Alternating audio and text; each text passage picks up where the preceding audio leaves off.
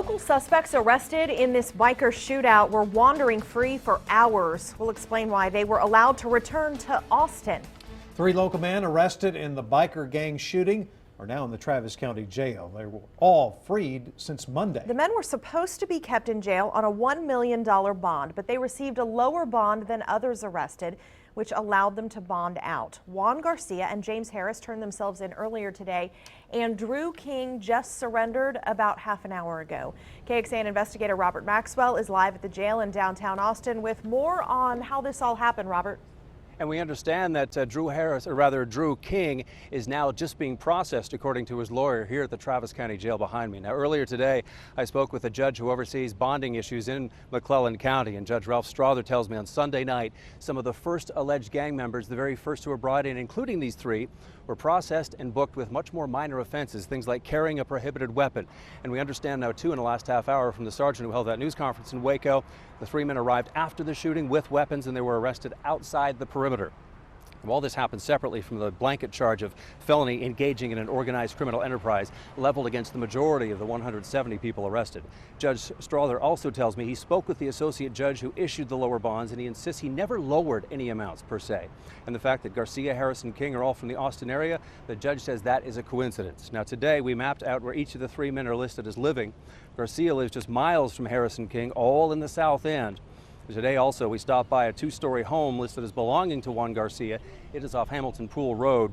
He's the one who works as an engineer for the City of Austin Public Works Department, and there no one came to the door at his home.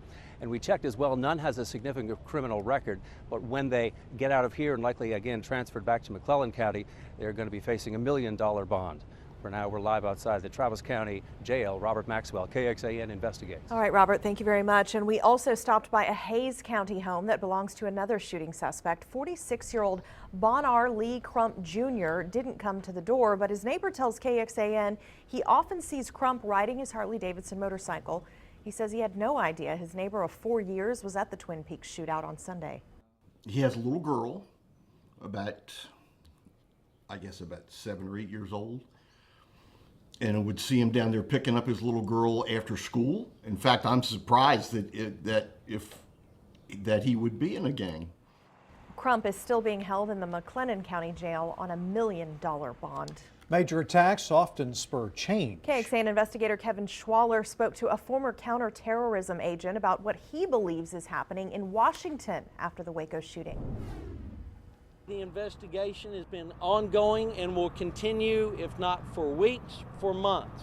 As police say they're noticing fewer armed bikers and threats are toning down in Waco, the reaction in Washington might just be heating up. And I would be asking the question, if I was back in Washington, as to whether or not we had intelligence gaps on these organizations. We spoke to Fred Burton with global intelligence firm Stratfor.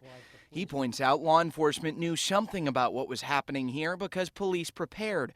Waco PD said officers and state troopers were in the area at the time of the shooting. And thank goodness it doesn't appear that any innocent people were shot or injured in this encounter. But Burton says after violence there is often a response. The reaction will likely be aimed at the streets, and Burton called it a worst nightmare for biker gangs. And I don't think that the biker gangs realize that in many ways this kind of event has woken a sleeping giant in Washington, and as a result of that you'll have a tremendous amount of national focus on these organizations now. He says that will likely extend to pressure from the Department of Justice, Homeland Security, FBI, and ATF.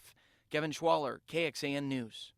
Burton says law enforcement will have to consider what happened and information they have with upcoming events like the Republic of Texas biker rally. Leaders with the Bandidos insist they are not a criminal organization. Last night on our 10 o'clock news, one member told KXAN investigator Brian Collister there is no order to kill anyone in uniform. How long do you think the Bandidos motorcycle organization would last if we went out shooting at cops? President Obama himself would send out the Air Force, the Army, the Marine Corps, and everybody and take us out. There's no way. We respect the police for doing their job. You can see this full interview online right now. Just head to this story at kxan.com.